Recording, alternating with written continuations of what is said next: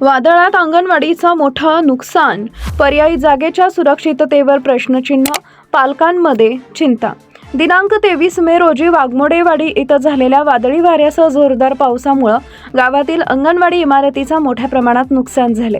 वादळाच्या तडाख्यात अंगणवाडीच्या छतावरील पत्रे उडून गेल्याने इमारत वापरण्यायोग्य राहिली नसून बालकांच्या सुरक्षिततेचा गंभीर प्रश्न निर्माण झालाय।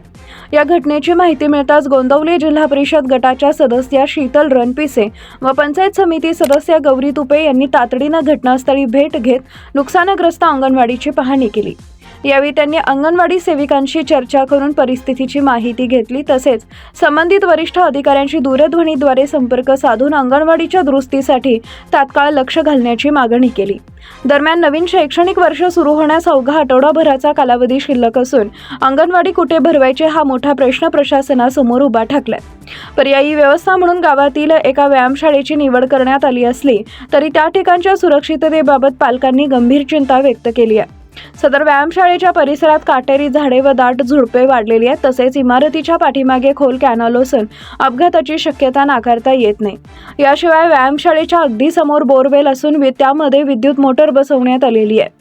दक्षिण बाजूस विद्युत ट्रान्सफॉर्मर असल्यानं लहान बालकांच्या सुरक्षेच्या दृष्टीने हा परिसर धोकादायक ठरू शकतो अशी भावना पालकांकडून व्यक्त होते। त्यामुळे या ठिकाणी अंगणवाडी सुरू करण्यास अनेक पालक नाखुश असल्याचं दिसून येत आहे। यामध्ये आणखी एक गंभीर बाब म्हणजे संबंधित अंगणवाडीत मदतनीस उपलब्ध नसल्यानं संपूर्ण जबाबदारी एकट्या अंगणवाडी सेविकेवर पडते। लहान मुलांचं संगोपन, शैक्षणिक उपक्रम आणि त्यांच्या सुरक्षिततेची जबाबदारी एकट्या सेविकेनं पार पाडणं कठीण ठरणार आहे। अशा परिस्थितीत एखादी अनुचित घटना घडल्यास त्याची जबाबदारी नेमकी कोणाची असा सवाल पालकांकडून उपस्थित केला जातोय। दरम्यान जिल्हा परिषद सदस्य शीतल रणपिसे आणि पंचायत समिती सदस्य गौरी तुपे या दोन्ही महिला लोकप्रतिनिधींनी परिस्थितीची तत्काळ दखल घेत अंगणवाडीची पाहणी केली। शालेय व बाल विकासाशी संबंधित प्रश्नांबाबत त्या सातत्याने जागरूक असून स्थानिक समस्यांबाबत प्रशासनाकडे पाठपुरावा करत असल्याचं यावेळी दिसून आले।